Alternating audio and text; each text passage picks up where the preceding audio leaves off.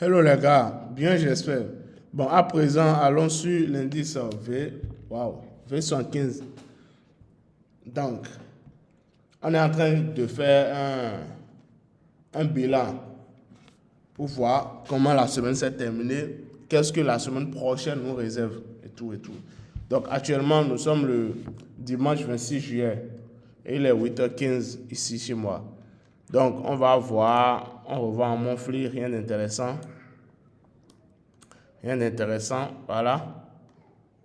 En fait, tout a déjà été dit pour le Montfly, donc rien n'a à être ajouté. Donc, en weekly, voilà ce que nous avons. On a eu cette longue bougie. Cette longue bougie. Je vais effacer ceci. On a eu cette longue bougie. Donc, ce qui veut dire que la semaine qui vient de commencer sera aussi une semaine quasi baissière. Soit la semaine va se terminer en gros, la semaine viendra chercher ici. Dans la semaine, on viendra dans cette zone. Donc, préparons-nous. Si, vous voyez, on s'est dit quoi? On s'est dit, Montfly ici. Waouh. Un instant. Voilà. Donc, on se dit ici qu'on aura, ceci montre un bail, ou bien, je pense que le bail, que montre ceci là, ça va se manifester ici. D'accord? À cause de cette bougie-là, de cette baisse qu'on a eue là. La probabilité est très forte que le marché vienne ici, dans cette zone. Vous voyez, ça vient dans la zone là. Nous donne une confirmation. Et puis le bail peut commencer ici. Ça peut aller, on peut avoir ça. On peut très bien avoir ça. Donc on surveille. La zone à surveiller ici maintenant, c'est ça.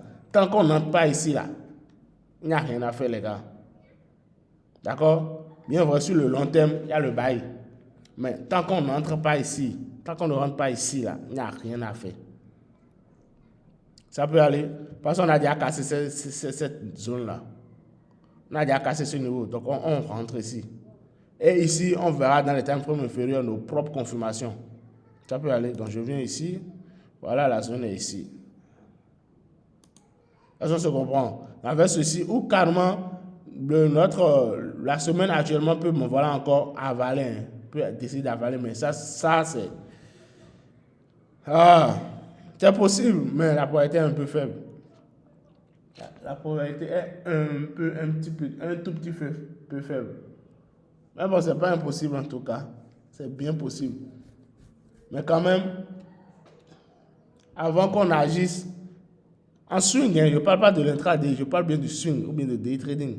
D'accord? Donc pour ceux qui prennent des positions qui disent seulement des heures là, vous pouvez voir vos confirmations en daily ou en H4 ou en H1.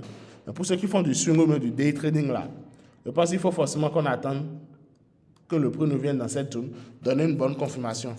D'accord? Donc j'irai maintenant en daily pour voir mieux les ajustements.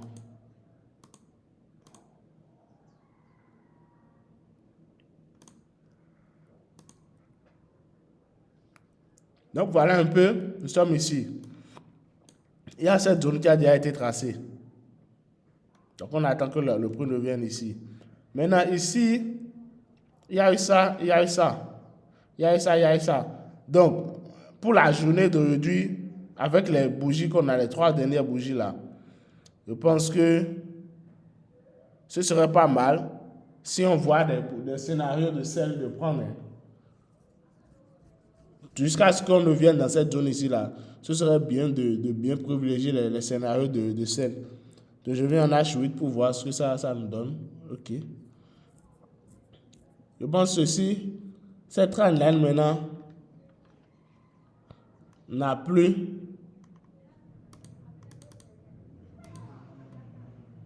ça n'a plus son sens. Donc on va lui trouver une autre utilité.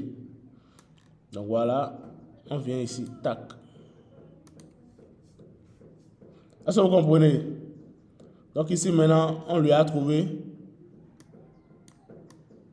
une nouvelle fonction à notre trendline. Donc voilà ici, super.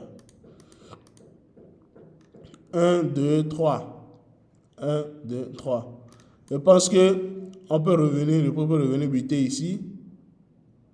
Et bam. Donc, on va maintenir, on va prendre la zone, on va sélectionner la zone là. Donc, en H8, hein, c'est une zone que je viens de voir en H8. Aïe. Donc, H8, il y a ça.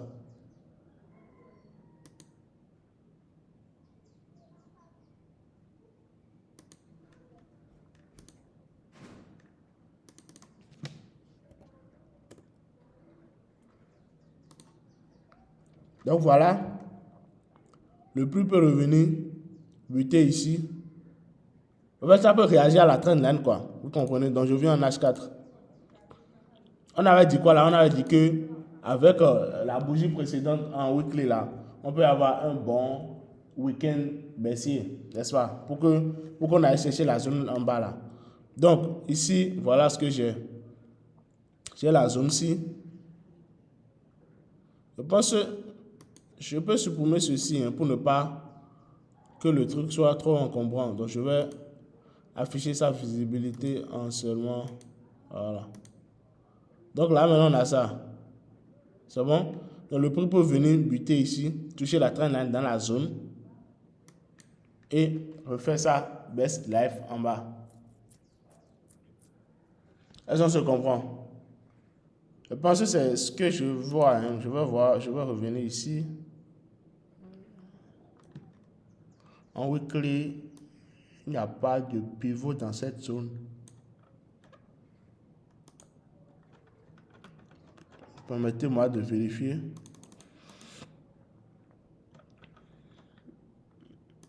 Ok. Il n'y a pas de pivot dans cette zone. Donc, je vais en daily. Je sauvegarde d'abord. Je vais en daily pour voir si.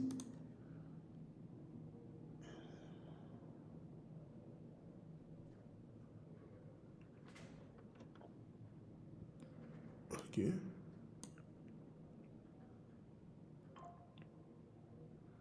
Ok. Il y a eu. Ok. Il y a eu des pivots ici.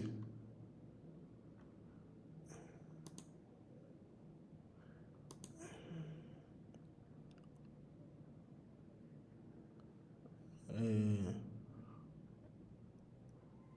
46 501. 46 501. Ok. Donc 46 501. Donc je viens en H8 pour voir. C'est bien dans la zone.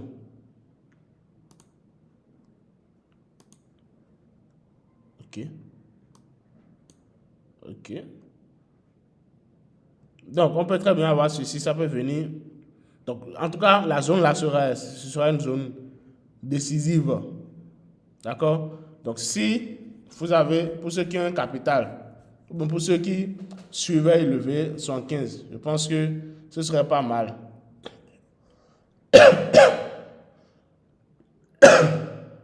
Excusez-moi les gars. Je pense que ce sera pas mal, d'accord? Mais c'est pas parce qu'on a dit ça que lorsque le prix va venir dans la zone, automatiquement il faut se rouer dessus. Hein. Il faut attendre vos propres confirmations d'entrée. D'accord? Il faut attendre vos propres confirmations d'entrée avant de prendre position. Si vous voyez vos confirmations d'entrée, prenez. Mais tant que vous ne voyez pas vos confirmations d'entrée, laissez. Donc on a dit quoi que le prix va faire ça. D'accord? Donc si quand même vous voyez vos confirmations d'entrée, et vous prenez la position, je vous recommande de mettre votre SL quelque part ici. Ça peut aller? Donc, je vous recommande fortement. Un instant. 38, 7, 2. 38.